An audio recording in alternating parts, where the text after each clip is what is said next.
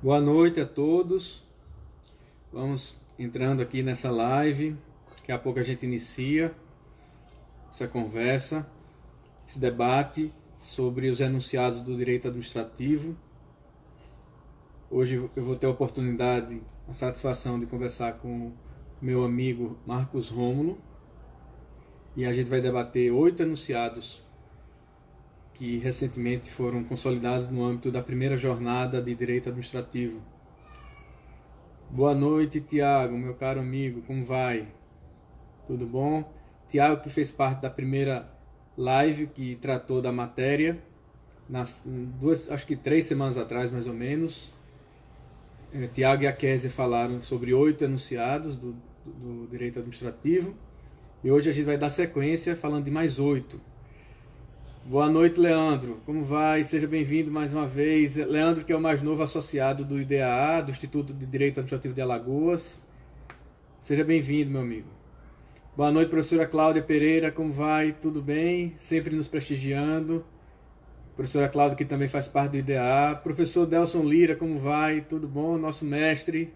Lucas Moura, tudo bom? Como vai? Seja bem-vindo. Gustavo Macedo.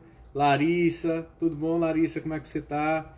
Vamos ingressar aqui nessa live para daqui a pouco a gente debater com o professor Marcos Rômulo sobre 8 enunciados que a primeira jornada de direito administrativo do Conselho da Justiça Federal definiu para esse ramo do direito, né? O Marcos já está por aqui. Vou aqui convidar o meu amigo Marcos Rômulo para dividir comigo essa live. O convite já foi encaminhado, agora aguardar que o professor e promotor de justiça Marcos Rômulo. Olá, Marcos, como vai? Boa noite. Como vai, meu amigo? Boa noite. Boa noite a todos.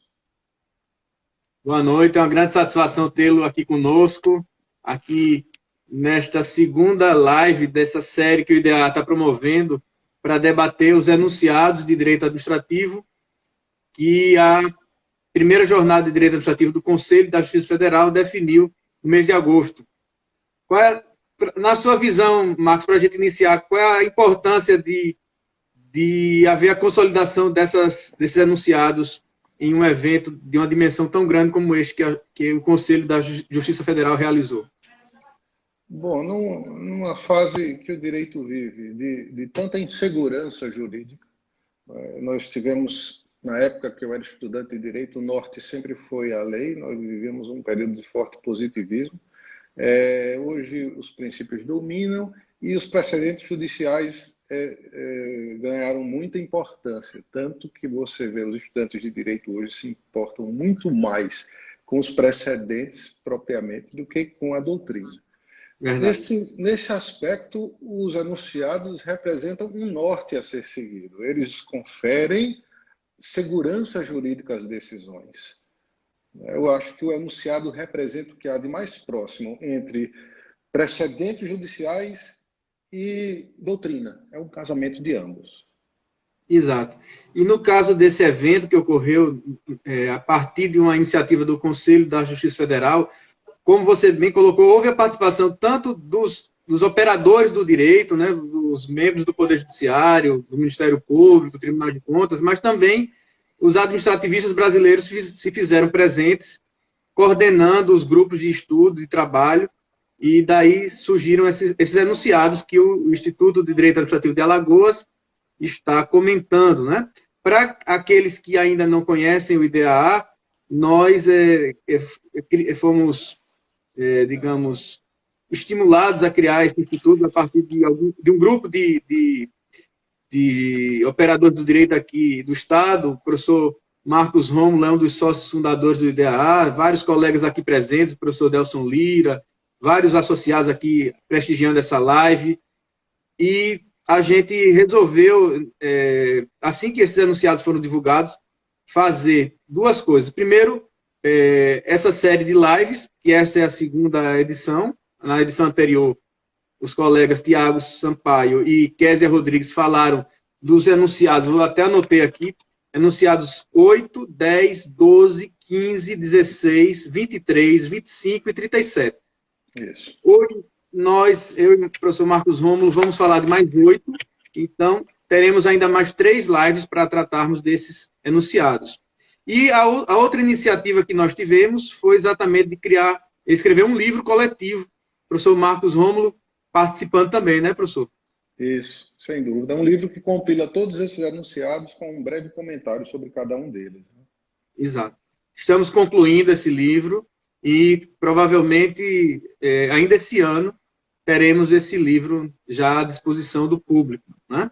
Espero que isso seja algo que a gente possa anunciar em breve a todos os interessados na matéria.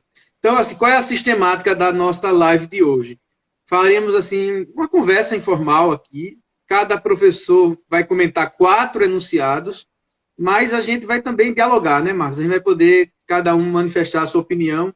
Isso. Imagino que no meu caso eu vou estar sempre concordando com o que você vai dizer, porque você é uma pessoa bastante preparada, uma pessoa que a gente respeita muito, admira bastante. Mas se eventualmente tiver alguma discordância, sem nenhum problema, manifestarei essa discordância e você da mesma forma, fique à vontade também. Tá bom? Então, assim, a gente vai falar hoje sobre os enunciados 2, 4, 6, 7, 13, 21, 20, 21 e 31. Então, para não ficar muito cansativo, cada um vai falar de um, aí a gente vai revezando. Você pode começar, Marcos, com o enunciado número 2. De que trata esse enunciado? Bom, o enunciado número 2 diz que o administrador público está autorizado legalmente a valer-se do desforço imediato para, sem necessidade de uma autorização judicial prévia, solicitar, se necessário, força policial, contanto que o faça preventivamente ou logo após a invasão ou ocupação de imóvel público de uso especial, comum ou dominical, e não vá além do indispensável à manutenção ou restituição da posse. O que significa isso? Bom, nós temos aqui um Instituto de Direito Civil, que é o desforço imediato, aplicado ao direito administrativo. Isso acontece a miúdo, né? O direito administrativo, bem como outras disciplinas, valer-se de institutos de direito civil para aplicá-los na prática.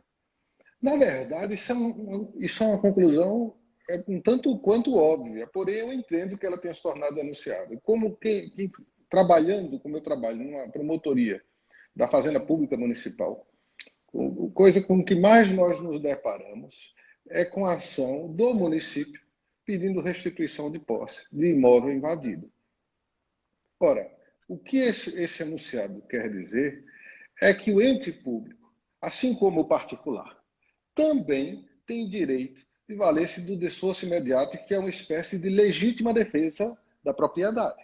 Né? Do mesmo jeito que no direito penal nós temos a legítima defesa da sua integridade física, pessoal, no direito civil nós temos a legítima defesa da sua propriedade, que é o desforço imediato, que é você empreender a força necessária para manter a sua posse ou imediatamente retomá-la.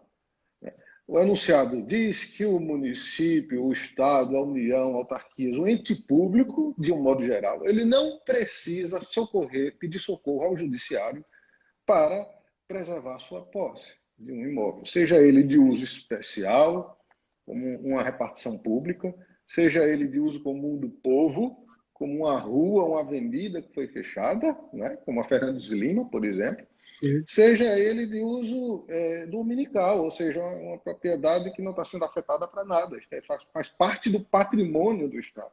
O Estado tem que preservar também o seu patrimônio, tem que manter as vias e logradouros públicos desobstruídos para o livre uso das pessoas. E tem que preservar a repartição, com todos os móveis que a guarnecem, e todas as informações que estão ali. Há hoje um certo receio do uso da autoridade no Brasil. Né? Eu acho que resquício do movimento de exceção democrática que nós vivemos, a autoridade tem um certo receio de usar esse poder que ela tem. Né? E muitas vezes termina se socorrendo do judiciário, quando não precisa. O enunciado diz isso claramente. Ela pode pedir pedir força policial para se defender, para defender sua propriedade. A força policial que é dela própria, né? Exatamente. E normalmente, assim, se for no caso do Estado, especialmente, né? A própria Polícia Militar, que integra a sua estrutura administrativa, vai ser convocada para garantir a manutenção da posse daquele bem que a gente usa uma expressão um tanto quanto forte, porque às vezes é carregada com um certo simbolismo de invasão, né? daquele bem público. Né? Mas a gente sabe que muitas vezes essas situações ocorrem diante de protestos, né? Protestos, movimentações, lutas trabalhistas, sindicais. Eu lembrei agora daquele caso daquelas escolas em São Paulo que ficaram ocupadas por meses, né? As pessoas acamparam nas escolas e me chamou a atenção nesse enunciado, Marcos, que fala exatamente da questão da invasão ter acontecido, deixa eu ler aqui especificamente, solicitando, se necessário, força policial, contanto que o faça preventivamente ou logo após a invasão. Né? Então, não é uma situação que já está consolidada, um terreno, digamos, que foi invadido e ocupado, onde as pessoas estão ali residindo há 10 anos, por exemplo. Não se trata disso. Né? Não, eu cito, por exemplo, algumas barracas na Barra de São Miguel que estão ocupando a área verde há muito tempo. Barraca da Maria, Barraca do Manuel, elas estão na área verde, mas estão lá há quantos anos? Mais de uma década, 2 décadas. Não é chegar lá com a força policial e pôr a barraca abaixo, exatamente, dizendo que está fazendo valer o seu esforço imediato. Porque, como a palavra diz, o esforço há de ser imediato. Pois é. O imediato já indica que tem que ser algo concomitante ou logo após. Numa situação já consolidada, precisa socorrer-se do judiciário, porque você tem o contraditório, tem o direito da outra parte ali. Hoje é muito comum o fechamento de avenidas. Na Avenida Fernandes de Lima, as pessoas querem protestar, queimam um pneu, fecham a avenida. É um bem de uso comum do povo. Isso traz prejuízo. Imagina uma ambulância com a mulher grávida, precisando chegar numa maternidade. Não é? É você querendo se deslocar. Praças públicas, a Praça do Sinimbu, Praça do Monte Pio, muitas vezes ocupada por meses e meses, privando os utentes do uso daquele bem. Desde que seja uma reação imediata, é sim possível. Lembro da imagem também de invasão de repartições públicas, sabe? Sim. Isso já segue os jornais, fotos, invade a repartição, destrói documentos, destrói computadores, se aloja lá e o Estado fica impotente ali, olhando, assistindo, atrás de uma liminar judicial, quando ele não precisa. Isso. Outra questão, Marcos, é que tanto deve haver, por parte daqueles que estão à frente do movimento, né? Uma certa preocupação com o zelo do patrimônio público, né? Que a todos pertence, mas também, quando a administração pública se utilizar desse esforço imediato, que ela também o faça com proporcionalidade, né? Sem excessos, né? Porque ela não pode, a pretexto de estar querendo manter a posse ali, simplesmente se utilizar de uma força que seja além daquela necessária para, digamos, garantir a posse, né? Isso. Esse é o grande nogório, né? Usar a violência necessária é um desafio, porque você está lidando com seres humanos de ambos os lados, né? A polícia, às vezes, chega no local para desobstruir uma avenida ou retirar as pessoas da repartição pública e eles chegam tensos. Para isso ser feito de forma correta, é preciso um forte treinamento da força policial. É preciso que sejam pessoas preparadas, equipadas, com curso, para não extravasar a raiva ali ou a tensão, no momento de extrapolar a violência dentro dos limites legais. Porque é isso, né? É disso que nós estamos tratando. O uso da violência dentro dos limites. O uso da força, né? Da força, o uso da força, exatamente. O limite é muito tênue da palavra força legal para a violência pura e simples, né? Que é o excesso. Né? Perfeito. Mais alguma coisa sobre esse primeiro anunciado? Não, acho que está bem delimitado. Né? Muito bem. Então, eu vou comentar agora o enunciado número 4, eu vou ler aqui para vocês, para todos, que diz o seguinte: o ato declaratório da desapropriação por utilidade ou necessidade pública ou por interesse social deve ser motivado de maneira explícita, clara e congruente, não sendo suficiente a mera referência à hipótese legal. Bom, esse enunciado, poderiam alguns dizer que ele, digamos, diz o óbvio, né? Diz algo que já é evidente, que é a necessidade de motivação do decreto de desapropriação. Quando se fala em desapropriação, a gente está falando de um instituto de intervenção estatal na propriedade privada, em que o Estado, para garantir que o interesse público venha a ser atendido, ele faz uso dessa prerrogativa de impor de forma compulsória a transferência daquela propriedade. E, evidentemente, que se ele o faz, ele tem que prestar contas à sociedade, no sentido de que está se utilizando desse instituto de forma adequada. E, portanto, a motivação é imprescindível. A motivação, no caso, não apenas para dizer se ele está ali desapropriando por utilidade pública, necessidade pública ou interesse social. A gente tem que ir mais além. A necessidade de indicação do dispositivo legal, normativo, que vai embasar aquela atuação administrativa. Sendo que o que o enunciado quer dizer é que a simples indicação do dispositivo legal também não é suficiente.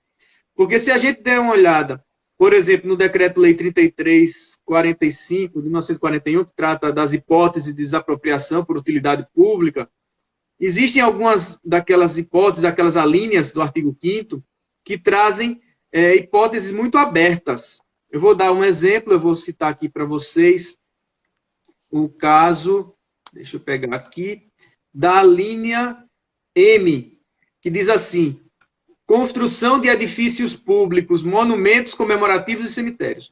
Então, se você diz que está desapropriando para a construção de edifícios públicos, isso é muito aberto.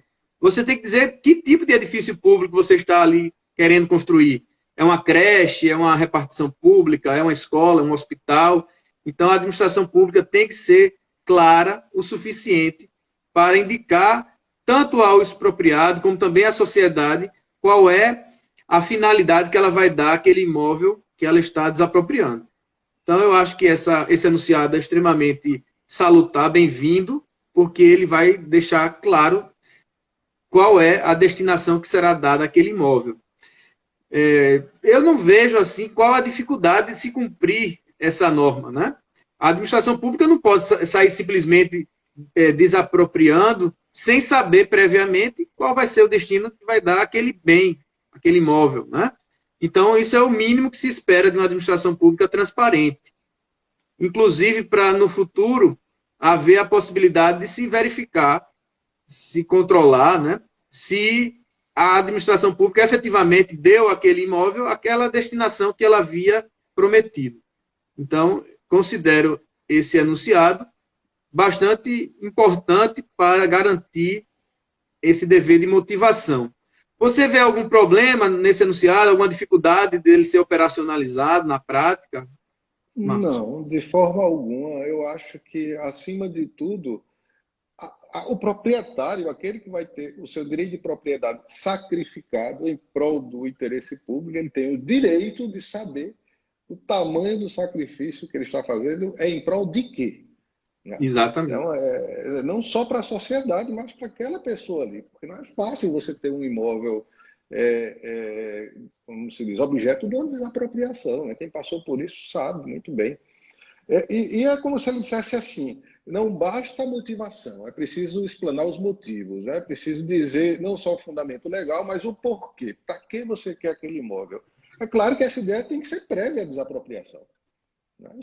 Senão fica com a aparência de que a gente está dizendo, vamos desapropriar para depois ver o que vamos fazer daquele bem. E não é Perfeito. o caso. Exato.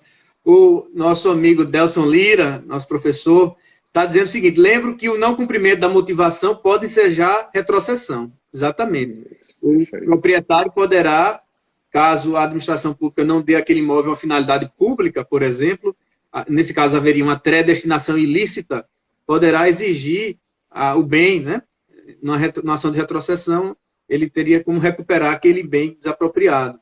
Exatamente. Mais um motivo para exigir que essa motivação ocorra e que a administração pública honre a palavra empenhada, né? O princípio da confiança, da boa-fé, que a gente, inclusive, vai comentar em outros enunciados essa noite, né? Então, eu acho que esse enunciado é bem-vindo, não há muito o que criticar. Do decreto de desapropriação tem que indicar quem está desapropriando, qual é o objeto da desapropriação, com a caracterização do imóvel, com toda a sua localização, dimensão, o que for necessário para individualizar aquele imóvel, qual é o fundamento da desapropriação, né? Qual é a norma que a embasa e qual é a destinação que vai ser dada ao bem. Basicamente isso. Perfeito. Saudar aqui as pessoas que estão aqui nos prestigiando, a Cecília, a Késia aqui está presente também. Um abraço a todos que aqui se encontram presentes, tá? Marcos, sua vez agora, comente o próximo enunciado, por favor. Fábio, qual é o próximo enunciado, você sabe? É o número 7. Enunciado de número 7. Vamos lá. O enunciado de número 7, acho que é aquele com o qual eu mais me identifico. Ele diz: configura ato de improbidade administrativa a conduta do agente público que, em atuação legislativa lato sensu, recebe vantagem econômica indevida. Foi sobre esse enunciado que eu fiz o meu artigo. Né? Eu li e gostei muito. Gostou? Parabéns. Ficou ótimo, muito bom. É porque a gente às vezes esquece, mas a improbidade administrativa, como o próprio nome já diz, é uma improbidade que se limita à questão da administração pública. Só que a atividade do Estado, ela não se desenvolve apenas na administração pública, ela se desenvolve como atividade judicial, legislativa e administrativa. Aquela que o Constituinte mandou reprimir foi a improbidade de conteúdo administrativo. Por que ele deixou as demais de fora? A explicação é muito óbvia, para não ofender, não colocar em risco duas atividades que ele entendeu caríssimas para uma democracia, que é a atividade judicial e a atividade legislativa.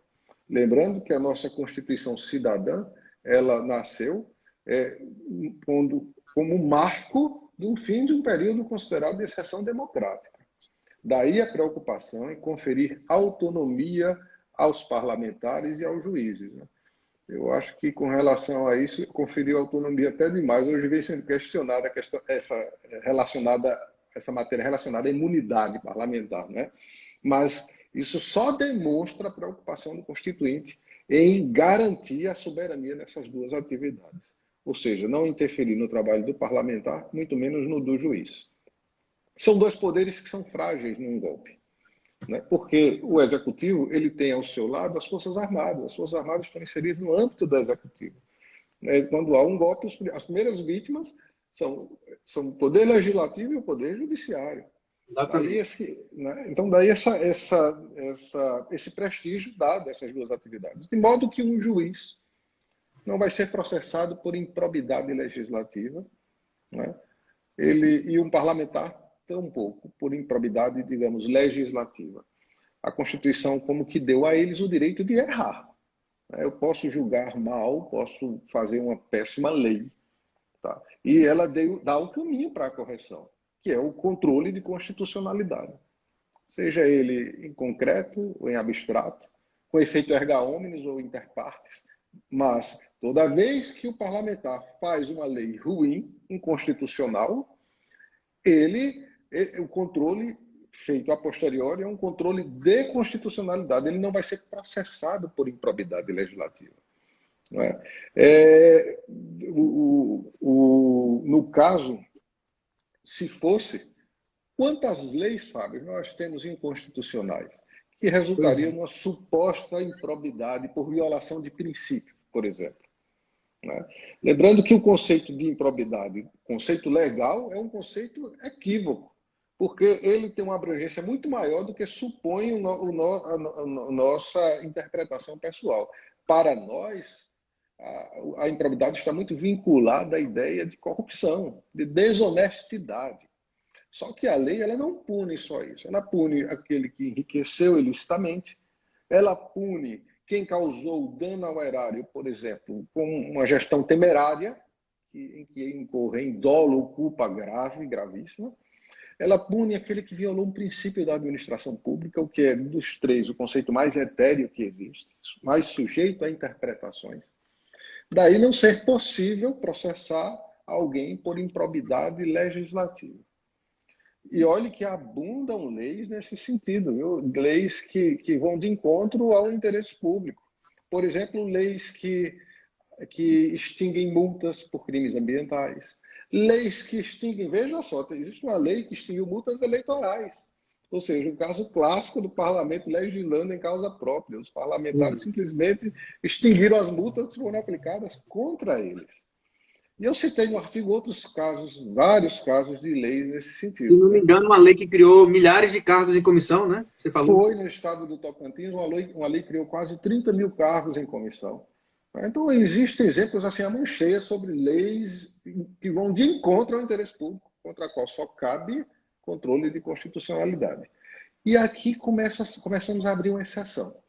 É uma exceção para o caso do parlamentar que vende o seu voto, que troca o voto, um parecer na comissão ou alguma coisa por um benefício pessoal.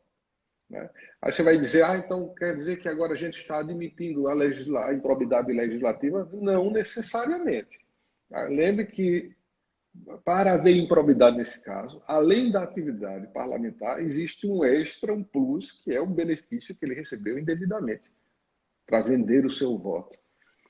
O caso clássico aí é do mensalão, né? Pois é. Do mensalão, cujo ministro Ideologismo, Joaquim Barbosa, isso, cujo ministro Joaquim Barbosa demonstrou lá no seu julgamento que uma base de apoio parlamentar, de apoio ao governo, foi construída com base numa mesada no valor pago mensalmente a alguns parlamentares. Pois é. Então, a gente há de fazer essa diferenciação entre a atividade legislativa em si, a atividade de criar lei, e a atividade que está corrompida, que é a de negociar com o executivo, normalmente, né, para que haja a concessão de um apoio àquele governo e, em troca, esses parlamentares recebem propina, um valor mensal, né? Isso é muito mais está muito mais presente do que a gente imagina, né? Não é algo localizado em um determinado estado, município, é algo generalizado e algo que a gente percebe que historicamente existe há muitos séculos até, né? Digamos assim. O executivo, como você bem colocou, sempre ele impõe o seu poder sobre os demais poderes, né? O seu império acaba muitas vezes se sobrepondo sobre os poderes legislativo e judiciário, que tem que ter uma série de garantias exatamente para não ser totalmente oprimido, não ser sufocado.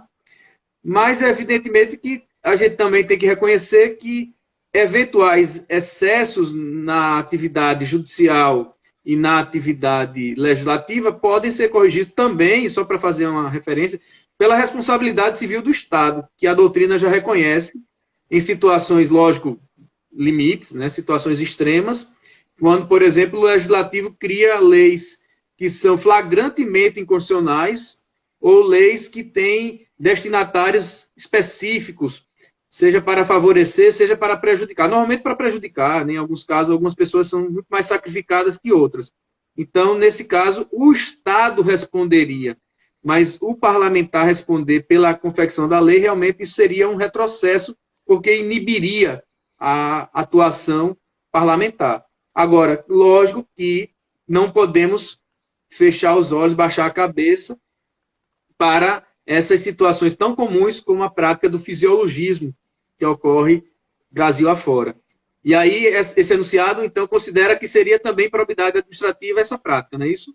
Isso, exatamente. Ele restringe a hipótese de improbidade legislativa àquela atividade parlamentar em que o parlamentar troca o seu voto, sua opinião, suas palavras por um benefício ilegal, como por dinheiro, por cargos, por alguma espécie de vantagem que ele chama de vantagem indevida, né? Então, o que está em jogo ali é que ele vende a sua independência.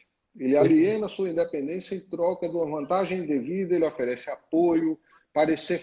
Lembre-se, a atividade legislativa é lato sensu, né, Fábio? Ou seja, não é só o voto, Não é só o voto. É também um parecer na Comissão de Constituição e Justiça, um parecer na Comissão de Orçamento. É um apoio parlamentar em troca de uma vantagem indevida. Agora, só nesses casos, né?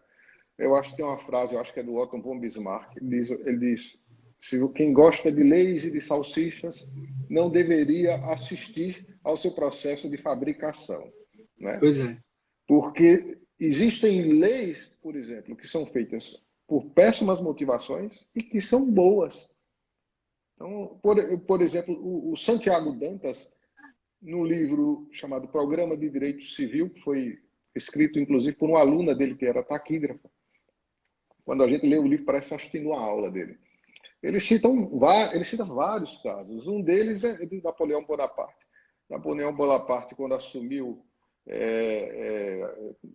na França, o poder na França, ele sofreu uma forte oposição da aristocracia rural francesa, porque ele era corso, né? Ele era de uma minoria, era corso. E ele, como forma de se vingar, ao fazer o Código Civil dele, o Código Napoleônico, ele colocou lá no livro de sucessões que a herança deveria ser dividida entre todos os filhos legítimos. E com isso ele quebrou a espinha dorsal da aristocracia francesa, que era toda ela baseada no latifúndio rural. Veja só, a ideia dele foi aniquilar um grupo de oposição. Mas dali nasceu uma lei maravilhosa, que é a lei sucessória, que é muito mais equânime, muito mais igualitária. Não é? Sim. Então não cabe a nós processar o parlamentar porque ele fez uma lei, elaborou uma lei com más intenções. Isso não é papel nosso. Agora, se ele vende o voto, aí ele pode ser processado por improbidade, sim. Perfeito. E, no caso, essa atividade legislativa lato sensu, que o enunciado destaca, seria muito mais a atividade legislativa relacionada ao controle e à fiscalização que o legislativo exerce, do que propriamente a elaboração de leis. Eu daria como exemplo esses processos de abertura de impeachment, né? Em que o legislativo muitas vezes é cooptado pelo executivo para não apoiar o impeachment do prefeito, do governador, do presidente, e muitas vezes, nesse sentido, a oferta de valores, né? Muitas vezes vultosos, para que o parlamentar não vote a favor daquela proposição, né? Isso. Então, isso é atividade legislativa, que no século XXI é muito mais importante do que a própria confecção das leis. Eu estava lendo um livro recentemente e percebi me dei conta que 80% das leis brasileiras, especialmente no âmbito dos estados e municípios, servem para duas coisas. Ou para homenagear pessoas, por exemplo, concedendo título de cidadão honorário, ou para dar nome a praças e ruas. 80% das leis no Brasil. Então, o legislativo é importante, mas atualmente, no século XXI, especialmente para exercer suas atividades de controle, de fiscalização sobre a atividade do executivo. E o executivo, quando não quer ser tão fiscalizado, ele negocia muitas vezes essas situações que são que nos envergonham tanto enquanto nação, né? Então, mais um enunciado comentado. Vamos passar ao próximo. Eu vou comentar agora o enunciado 6, que trata do tema contratos administrativos. Ele diz o seguinte: o atraso superior a 90 dias dos pagamentos devidos pela administração pública autoriza o contratado a suspender o cumprimento de suas obrigações até que seja normalizada a situação, mesmo sem provimento jurisdicional. Bom, é mais um enunciado que vai dizer algo que, a priori, todo mundo concorda, né? Que é o fato de que a administração pública, ela, embora receba da lei uma situação de bastante,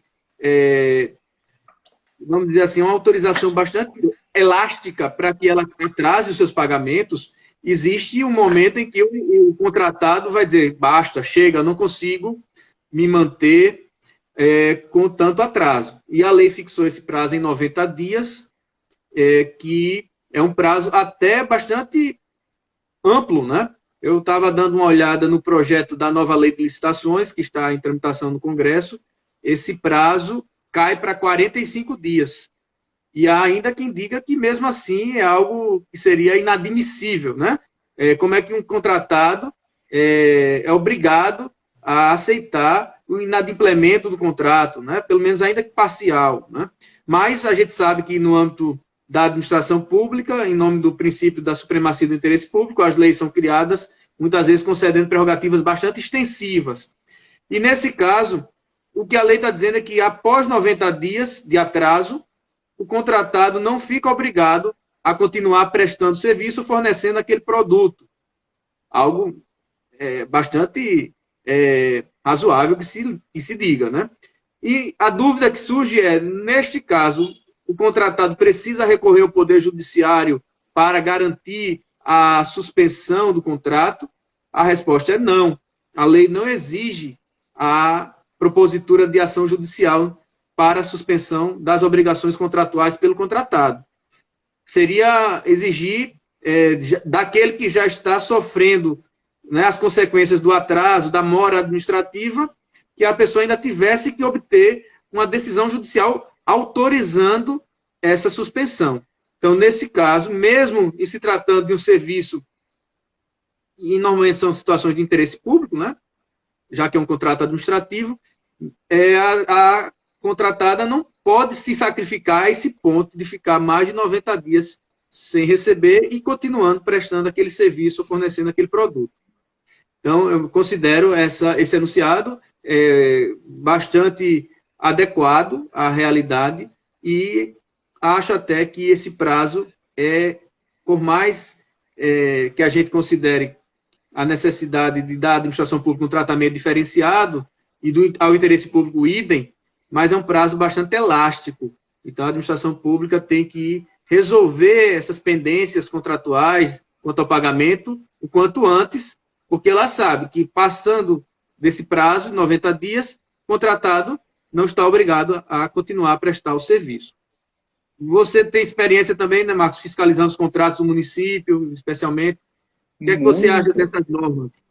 Muito. O cidadão precisa saber que quanto mais o Estado exerce o princípio da supremacia do interesse público sobre o particular nesses contratos, maior o preço a pagar. Não existe almoço grátis, minha gente. Então, se o sujeito... Isso tudo representa, num modelo capitalista, um risco de negócio.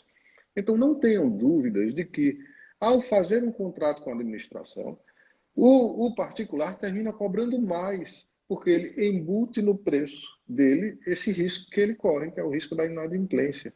É muito difícil, por exemplo, quando você fala em contratos de bens essenciais, como, por exemplo, a merenda escolar. Merenda, a mistura, né, a comida que é fornecida aos presídios. Contrato de fornecimento de medicamentos e limpeza urbana. Imagina esses 4, para dar um exemplo. Né? Por mais que o sujeito queira interromper, ele está vendo ali que o que está em xeque é a merenda das crianças na escola, dos presos em um presídio, a limpeza da cidade. Né? Então, ele fica com receio de interromper o serviço. Mas isso não deveria acontecer. O Estado tem que aprender a pagar suas obrigações em dia. Quando há esse atraso, o que acontece? Uma série de oportunidades para a corrupção.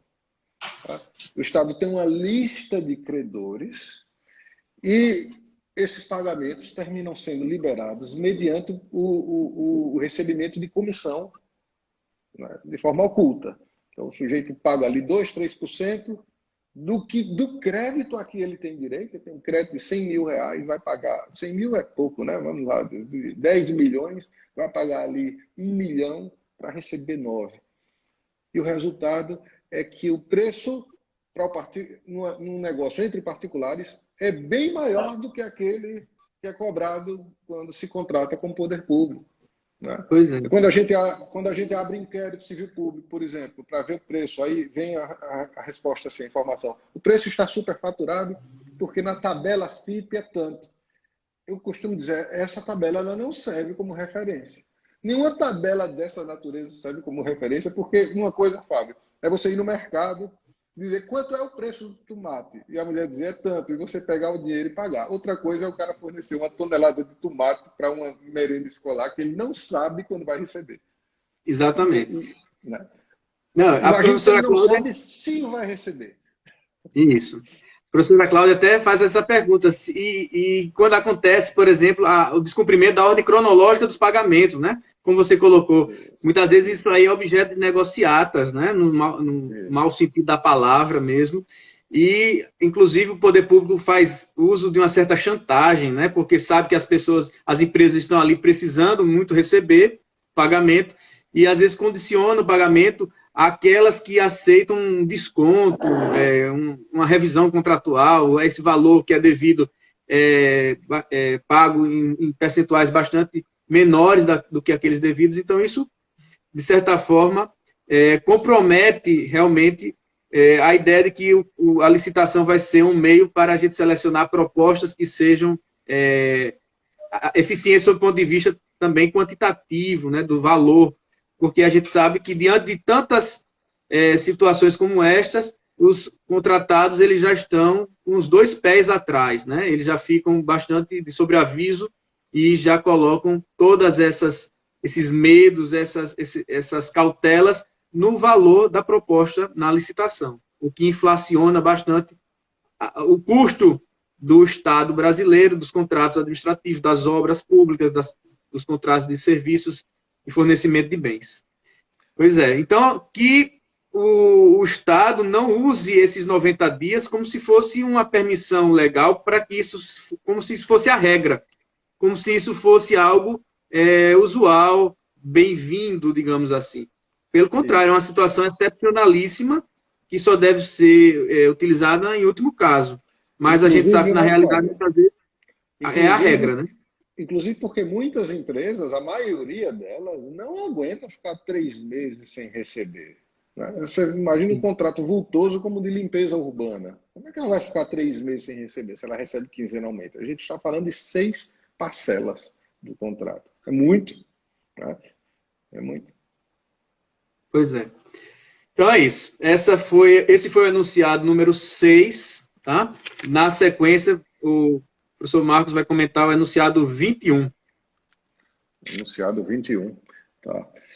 A conduta de apresentação de documentos falsos ou adulterados por pessoa jurídica em processo licitatório configura o ato lesivo previsto no artigo 5º, inciso 4º, a linha D da Lei 12.846. Independentemente de essa sagrar-se vencedora no certame ou ter a continuidade da participação obstada. Essa lei, a 12.846, é a lei anticorrupção. Ela é uma lei que, apesar de ser de 2013, ainda é muito pouco utilizada no Brasil todo. Tanto em nível municipal quanto estadual ou da União. A União já é mais utilizada. E por parte dos ministérios públicos é muito pouco conhecida. É uma lei endereçada exclusivamente a pessoas jurídicas. Foi essa lei que nós fizemos aquele curso, Fábio, na Justiça Federal, com juízes federais. Você fez um sobre outro tema, eu falei sobre esse. Né? Isso, eu lembro. E como se diz, é uma lei que ela é endereçada às pessoas jurídicas, porque a pessoa jurídica ela não se encaixa bem numa lei de improbidade administrativa. Ela entrou de paraquedas na lei de improbidade administrativa, porque a improbidade exige dolo. Ora, uma pessoa jurídica, ela é destituída de elemento anímico para ter dolo em alguma coisa, ela não age por dolo. As pessoas jurídicas são processadas na lei de improbidade na condição de beneficiárias de um ato administrativo ímprobo.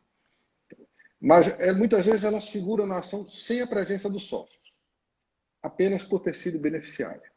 Ora, o Ministério Público consegue provar que o agente agiu com dolo. Mas como é que ele vai provar que uma pessoa jurídica agiu com dolo, recebendo aquele benefício? É virtualmente impossível. A lei anticorrupção veio suprir essa lacuna porque ela criou a responsabilização objetiva dessas pessoas jurídicas. Então, basta o nexo causal para que ela seja responsabilizada. É isso. Esse é o grande diferencial da lei anticorrupção. A imputação objetiva das pessoas jurídicas. Então, a rigor, o correto hoje é que o promotor processe o agente público numa ação de improbidade e reserve às pessoas jurídicas a lei anticorrupção, já que o rito é o mesmo, é tudo igual. O caso aqui se trata de uma hipótese bastante interessante, porque ele menciona aquele que adultera ou falsifica um documento no processo licitatório. Qual é o diferencial nesse caso, Fábio? É que não há participação da administração pública, de nenhum agente público. A administração, nesse caso, ela é vítima, né? Ela realiza uma licitação e o licitante junta um certificado de acervo técnico falso, por exemplo, vence a licitação. E qual é a participação do agente público nesse caso? Não existe. A administração figura como vítima. Ora, como você bem sabe, não é possível processar ninguém por improbidade se não houver a participação do agente público. Você pode até processar um particular numa ação de improbidade, desde que seja junto com o agente público, na condição de litisconsorte. A ação de improbidade exige, como sujeito passivo, a presença de um agente público, porque o nome é improbidade administrativa. Ora, num caso como esse, não há improbidade. A administração é vítima, ela foi lesada. Então, você tem um crime previsto na lei de licitações, ótimo, mas esse crime só é aplicado a pessoas naturais, física. E a pessoa jurídica licitante não respondia a nada. Então, hoje, você vai processar a pessoa natural, o sujeito que fraudou o documento, né? Há um crime próprio para isso na lei de licitações, e a licitante vai ser enquadrada na lei anticorrupção. Nós temos um caso em investigação no MP exatamente sobre isso. Um show pirotécnico acontecido no fim de ano, no Réveillon, na Orla de Maceió, em que a licitante vencedora apresentou um CAT, um certificado de acervo técnico, que dizia que ela tinha expertise em shows pirotécnicos embarcados, ou seja, realizados dentro a partir de uma embarcação. Realizados na cidade de Aracaju, Sergipe. Só que, não sei se você já foi a Aracaju, Aracaju tem uma faixa de areia enorme. E aí, numa simples consulta no YouTube, nós vimos que aquele show foi realizado a partir da areia da praia. Os fogos foram colocados na areia da praia. Quando nós fomos checar no site, baixamos o processo licitatório, vimos que a licitação, o certificado que foi apresentado aqui, não correspondia àquele que estava no processo lá. Foi acrescentada a expressão embarcados, que não havia. Ora, o município aqui figura na condição de lesado. A adulteração se deu por parte da empresa que venceu a licitação. Ô Marcos, é importante também destacar que, conforme o enunciado diz, que independentemente se a empresa se sagrou vencedora ou não, o fato dela ter fraudado aquela documentação já configura crime, né? Não há necessidade dela ter vencido o certame licitatório, né? Basta que ela tenha realizado a fraude, né? Isso, sem dúvida. Isso é bom frisar mesmo. Porque, assim, às vezes a empresa, em sua defesa, ela alega exatamente, a empresa, ou no caso, quando não estávamos ainda sob a égide dessa lei anticorrupção, a pessoa natural, né? A pessoa física, desculpe, ela muitas vezes alegava que não houve nenhum prejuízo para a administração pública porque ela não foi a contratada. Então, digamos que essa qualificação técnica aí no caso não comprometeu em nada o andamento do contrato porque essa empresa sequer venceu. Mas mesmo assim, por ela ter tentado ludibriar a administração pública, ela também deve responder. Isso é importante. E depende do resultado, exatamente. Perfeito. No caso aqui, a empresa venceu. Sim. E de fato não tinha barcos. Então ela fez um palco improvisado na água, aproveitando a maré baixa. Pois com evidente prejuízo para a administração. Há uma corrente da doutrina que diz que a lei de licitações ela é tão excessivamente detalhista que isso é muitas vezes um estímulo à corrupção, à fraude, e que essa burocracia excessiva poderia ser, de alguma forma, simplificada, e a gente está perdendo uma oportunidade histórica muito grande com esse novo projeto de lei que praticamente em nada muda essas tantas exigências documentais no tocante à participação dos particulares na licitação. Então, realmente, para ganhar uma licitação no Brasil, você realmente tem que apresentar dezenas de documentos e, muitas vezes, as empresas, para garantir essa vitória, caem nessa tentação de fraudar e, evidentemente, o ordenamento jurídico tem que dar uma resposta firme para desestimular essas condutas.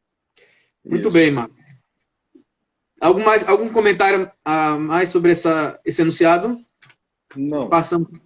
Então vamos passar para o próximo. Eu vou comentar agora o enunciado 13. Tá? Diz o seguinte: as empresas estatais são organizações públicas pela sua finalidade. Portanto, submetem-se à aplicabilidade da Lei 12.527 de 2011, que é a Lei de Acesso à Informação. De acordo com o artigo 1º, parágrafo único, inciso 2º, não cabendo a decretos e outras normas infralegais estabelecer outras restrições de acesso a informações não previstas na lei. Bom, de que trata esse enunciado? Na verdade, ele é um dos muitos enunciados deste grupo aí, desses 40 enunciados, que trata do tema empresas estatais. Se não me engano, são 6 enunciados. Uma quantidade até boa, né?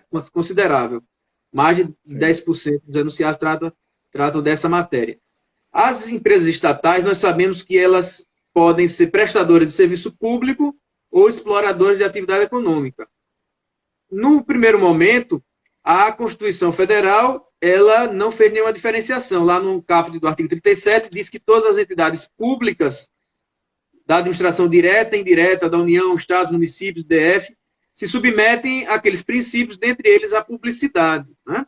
Então, a ideia de transparência deve nortear a atuação de todas as entidades estatais. Não importa se elas estão ali prestando serviços públicos ou explorando atividades econômicas. É o Estado que está ali agindo. Mas, ao mesmo tempo, a gente há de considerar que essas empresas estatais que exploram atividade econômica devem receber um tratamento jurídico mais aproximado daqueles que é conferido às empresas privadas, que com elas competem no mercado. Então, o que a polêmica desse enunciado coloca é exatamente se as estatais que exploram atividade econômica precisariam ou não estar sujeitas às regras da Lei de Acesso à Informação. Então, o enunciado diz que a lei não restringe, não faz diferenciação e, portanto, todo cidadão tem direito de solicitar e receber informações acerca das estatais, não importa a natureza, a atividade a qual ela se dedica. O problema é que a própria lei de acesso à informação, a solução é que a própria lei, ela excepciona algumas informações que a estatal exploradora da atividade econômica tem, que sejam essenciais ao desenvolvimento de suas atividades mercantis. Alguns segredos industriais, algumas questões que não devem ser levadas ao conhecimento público, sob pena dessa empresa ser prejudicada, inclusive, na disputa no mercado. Então, é um ponto de equilíbrio que a gente tem que ter entre o direito à informação, o direito à transparência, né? O dever de transparência administrativa, mas também a necessidade dessa empresa ser competitiva. Então, informações vitais à empresa, no tocante a questões mercadológicas, deve ser garantido o sigilo dessas informações. Mas, no tocante às atividades meio da empresa estatal, por exemplo, as licitações que a Petrobras realiza, os concursos que ela realiza, tudo isso, evidentemente, é ato administrativo e, portanto, deve ser colocado à disposição do público, seja a partir de uma transparência ativa, onde a estatal vai ter aqueles portais de transparência, vai divulgar informações em seus sites, por exemplo, como também a partir de uma transparência passiva, quando ela vai receber solicitações dos interessados acerca de informações.